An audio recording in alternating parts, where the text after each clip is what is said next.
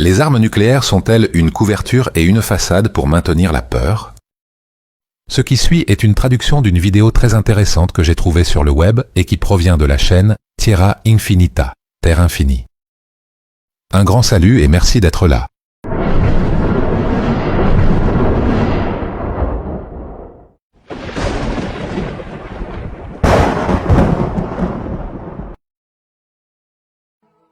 La bombe atomique? Mais quelle bombe atomique? Selon des scientifiques sous-payés des États-Unis, la bombe atomique aurait explosé en 1945 exactement de cette manière, lorsque de nouveaux anneaux de projectiles composés de 30,5 kg d'uranium-235 sont mécaniquement poussés, puis comprimés mécaniquement dans 6 anneaux cibles, target, soit 30,5 kg d'uranium-235 propulsés par un projectile à disque en carbure de tungstène, dont la partie arrière en acier accélère à travers une charge propulsive de cordite et à travers 4 réactions en chaîne de proton-beryllium, est écrasé sur une tige par les anneaux du projectile. Tout ça déclencherait apparemment la procédure nucléaire magique. Cela se serait produit à 600 mètres du sol, alors que la bombe elle-même tombait à une vitesse de 324,7 mètres par seconde. Ce qui n'est pas tout à fait clair, c'est pourquoi ces nouveaux anneaux de projectiles ne sont pas tombés d'eux-mêmes sous l'effet de la gravité. Avez-vous compris? C'est aussi simple que ça. Mélanger ou pousser 9 anneaux de projectiles en uranium-235, soutenus par de la cordite explosive, vers 6 anneaux cibles en uranium-235. Pressez-les dans un disque de manchon en carbure de tungstène, insérez le disque, et vous obtenez une fusion nucléaire, puis boum! Et n'oubliez pas qu'il faut absolument serrer l'écrou de blocage sur le nez de ce renfort en acier. Alors, pourquoi l'Iran a-t-il mis 20 ans à y parvenir? En résumé, parce que tout ce qui précède est une absurdité totale, une propagande stupide et idiote. Ça ne fonctionne pas. Le métal en contact avec le métal, qu'il s'agisse d'or, d'argent, de plomb, de fer ou de n'importe quel type d'uranium, y compris l'uranium-235, ne se divise pas de manière exponentielle et n'explose certainement pas lorsqu'il est déclenché par du polonium ou du beryllium. Pas même lorsqu'il est compacté mécaniquement et certainement pas de manière soudaine. Ainsi, la bombe atomique aurait été larguée le 6 août 1945 depuis une altitude de 9255 mètres. Et en 57 secondes, elle aurait explosé, exactement à 600 mètres, précisément comme illustré ici. Si elle était tombée 2 secondes de plus, elle aurait heurté le sol, elle aurait été détruite et n'aurait jamais explosé.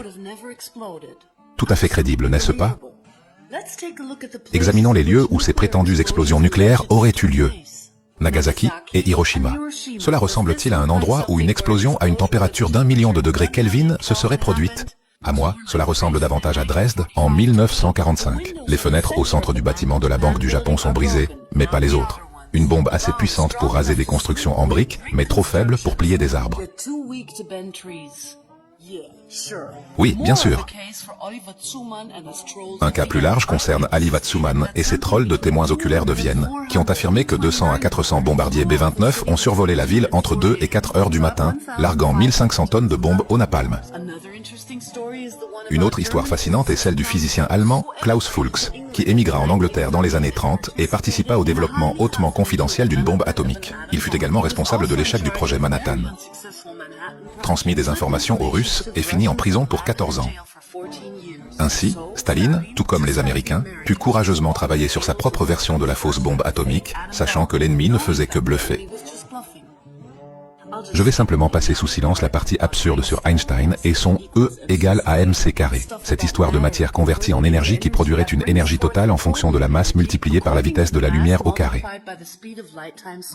Ce n'est qu'une autre pièce de ce jeu de simplification, comme tous ces soi-disant scientifiques. Pendant des décennies, les gouvernements des États-Unis et du Japon ont dépensé des centaines de millions de dollars pour comprendre comment les radiations de la bombe nucléaire auraient affecté la population d'Hiroshima et de Nagasaki. Une version prétend que ces bombes n'ont jamais été larguées. Et où sont passées les radiations? Plus étrange encore, les 5 grands du Conseil de sécurité de l'ONU, ceux qui disposent d'un droit de veto permanent, sont tous des gouvernements autorisés à posséder des armes nucléaires. Je suppose qu'une personne naïve pourrait mal interpréter ça. Jetez un œil à la bombe atomique B-61, que les Américains viennent de rendre manœuvrable pour 1 milliard de dollars, mais qui conserve encore des stabilisateurs caudaux fixes. Un autre fait amusant, il est apparemment tout à fait sûr de se promener dans un hangar rempli de bombes atomiques pour une séance photo publicitaire. Pas du tout dangereux, surtout quand ce sont de vieux militaires en surpoids et fauchés qui s'en chargent. La conclusion? Pour dissimuler la vérité sur les bombes nucléaires, le gouvernement des États-Unis a créé le CCD, le détachement de censure civile, juste après l'occupation du Japon. Le CCD opérait dans le secret. Personne ne devait savoir qu'il y avait de la censure au Japon. Quiconque prenait des photos de la dévastation d'Hiroshima et de Nagasaki, ou affirmait que la bombe était une fraude, était simplement emprisonné ou exécuté pour trouble à l'ordre public. Ceux qui ne parviennent pas à voir le lien avec les événements contemporains de notre époque. Quiconque croit en la version officielle des événements du 11 septembre, de l'alunissage ou de l'assassinat de John F. Kennedy, n'a évidemment aucun mal à croire qu'une collision entre deux petites plaques d'uranium aurait provoqué une explosion colossale de 100 millions de degrés Celsius, désintégrant tout dans un rayon de plusieurs centaines de kilomètres.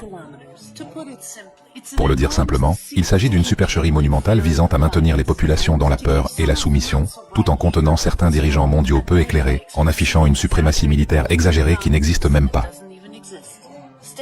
Restez vigilants et ne vous laissez pas duper.